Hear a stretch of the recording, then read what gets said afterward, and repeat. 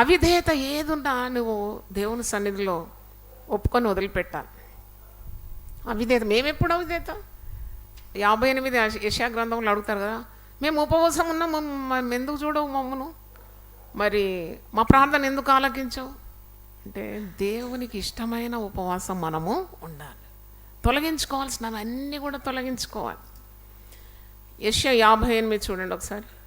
మేము ఉపవాసం ఉన్నాము, మరి నువ్వు మమ్మల్ని ఎందుకు చూడడం లేదు, మా ప్రార్థన ఎందుకు వినడం లేదా అని అంటాడు. యెషయా 58 3-4 చూడండి.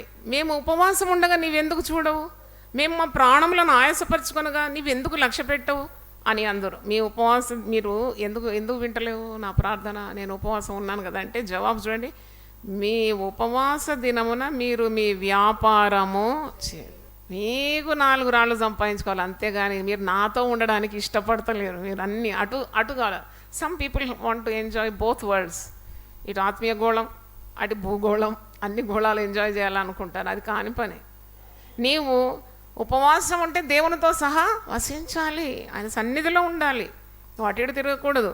మీరు వ్యాపారం ఎందుకు చేస్తున్నారు, మీ పనివారి చేత కఠినమైన పని చేయించుదురు, అవన్నీ ఉంటే మీరు వదులుకోవాలి. పని మనుషులతో కఠినంగా జీతం సరిగకుండా బాగా బట్ట విండినట్టు పిండేస్తారు అన్నమాట. చాలా కీడది చేయొద్దు. పేదవారి మీద కనికరం లేకుంటే నీ ప్రార్థనలు దేవుడు వినాడు.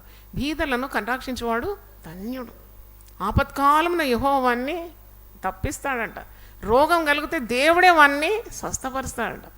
అయితే మీ పనివారి చేత కఠినమైన పని చేయించుదురు, మీరు కలహపడుచు వివాదం చేయొచ్చు, అన్యాయంగా గుద్దులాడుచు ఉపవాసము ఉంది. ఉపవాసం ఉండేటప్పుడు చెయ్యకూడని పని అంటే ఇవన్నీ తొలగించుకోవాలి. ఇవన్నీ నీకు దేవునికి అడ్డగా ఉన్నవన్నీ తొలగించుకోవాలి. ఉపవాసం ఉండి దేవుణ్ణి అడిగినప్పుడు నువ్వు శుద్ధి అయిపోతావు అన్నమాట. అంటే యు బికమ్ క్లీన్.